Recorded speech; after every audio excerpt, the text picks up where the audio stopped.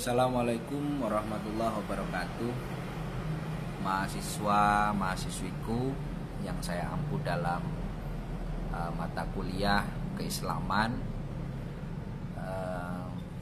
perlu diketahui bahwa setelah kalian mendapatkan materi-materi sebelumnya, yakni pengantar studi keislaman, jenis-jenis agama, kemudian posisi agama dan negara, alangkah baiknya kalian menambah referensi bacaan kalian ya terhadap Islam sendiri. Jadi memahami agama Islam ini juga harus meliputi banyak dimensi.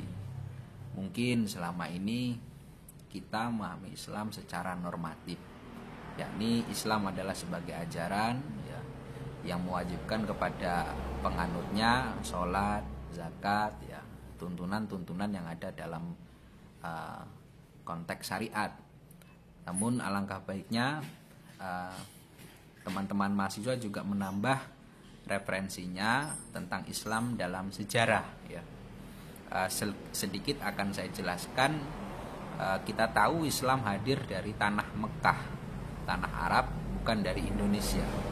Nah, ada sejarah panjang, perjalanan panjang bagaimana Islam bisa menyebar hingga Indonesia.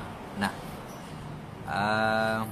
perlu diketahui juga bahwa Islam yang diterima oleh Nabi Muhammad SAW ini juga tidak bisa lepas dari konteks sosial. Saya ingin menjelaskan bahwa Islam yang lahir ketika Nabi Muhammad hadir sebagai Rasul ini juga tidak melulu Nabi hanya secara saklek gitu, nyuruh orang sholat, zakat, tidak. Justru juga Nabi banyak menyelesaikan permasalahan-permasalahan sosial, bahkan politik ya. Ketika hijrah Nabi Muhammad ke Madinah, ini Nabi Muhammad sebagai Rasul, utusan Allah, beliau juga memikirkan hal-hal duniawi, kehidupan sosial masyarakat. Saya mengutip pendapatnya Dr. Abdul Muqsid Al-Ghazali ya, dalam paparannya dalam mata kuliah peradaban Islam.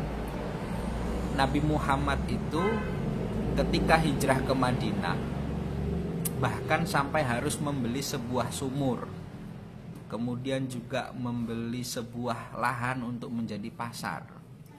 Mengapa seperti itu? Nah, ternyata dalam bayangan kita kan akhirnya menjadi tanda tanya ya dalam pikiran kita. Oh, ternyata Kanjeng Nabi dulu tidak sebagai orang yang hanya mengurusi syariat saja, hanya mengurusi sholat, zakat, hanya mengurusi hal-hal ibadah saja. Lebih dari itu, Nabi Muhammad adalah seorang pemimpin, Nabi Muhammad adalah seorang pejuang, dan Nabi Muhammad juga adalah seorang negosiator yang ulung.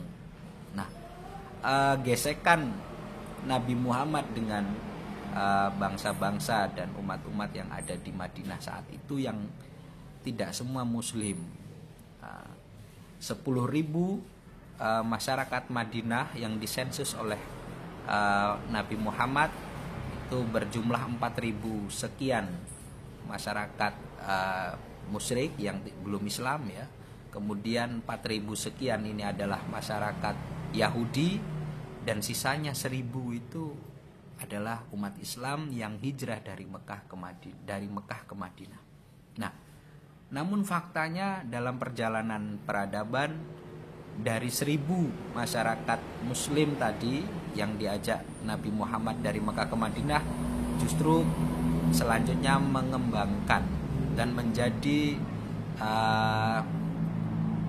masyarakat yang ideal, menjadi percontohan bagi kerukunannya, hadirnya kerukunan yang ada di Madinah. Nah, saya bercerita seperti ini ingin menjelaskan kepada teman-teman mahasiswa, jika hari ini kita melihat konflik yang luar biasa dalam Islam sendiri ya, adanya kubu ini sangat lumrah sekali, sangat lumrah. Nah, terus kemudian timbul pertanyaan, lalu bagaimana Pak Islam yang benar? Apakah kita harus mengikuti yang seperti apa? Apa mengikuti yang ini A dan B? Jawaban dari saya adalah perbanyak dan perluas lagi bacaan kita, perbanyak dan perluas lagi cara menuntut ilmu kita dalam memahami Islam sebagai agama dan Islam sebagai konteks sosial. Dalam mata kuliah studi keislaman ini, saya memang menekankan kepada teman-teman mahasiswa untuk lebih banyak membaca referensi. Terus juga harus bisa memahami fenomena-fenomena yang timbul dalam menggunakan nalar kritis ya. Jauh-jauh dalam belakangan ini kita sering melihat ya, kejadian-kejadian yang mungkin salah satunya mengatasnamakan agama untuk sebuah misi melawan negara. Kemudian ada juga yang agama digunakan menjadi landasan untuk kita menjadi kaya. Ada juga ya. Terus ada juga fenomena nabi palsu, orang yang menganggap dirinya nabi. Dan masih banyak lagi. Nah, di cerita awal tadi itu sebagai pemantik bahwa Islam tidak bisa kita terima dan kita pikirkan harus ideal. Wah, harusnya apakah damai begini? Tidak. Jadi kita harus memahami sejarah panjang Islam yang berkembang di Arab seperti apa, kemudian dia menyebar ke Eropa, dan terakhir menyebar ke Asia Tenggara, kita terima sampai saat ini. Jika belajar kita benar, guru kita benar, dan referensi kita banyak kita gali, maka insya Allah kita akan selamat dalam Islam yang sesungguhnya yang dijanjikan oleh Nabi Muhammad SAW dalam kalangan ahlus sunnah wal jamaah. Saya kira itu studi keislaman ini mata kuliah yang sangat penting untuk menumbuhkan dan meneguhkan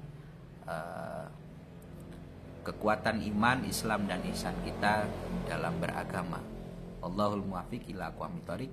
Wassalamualaikum warahmatullahi wabarakatuh.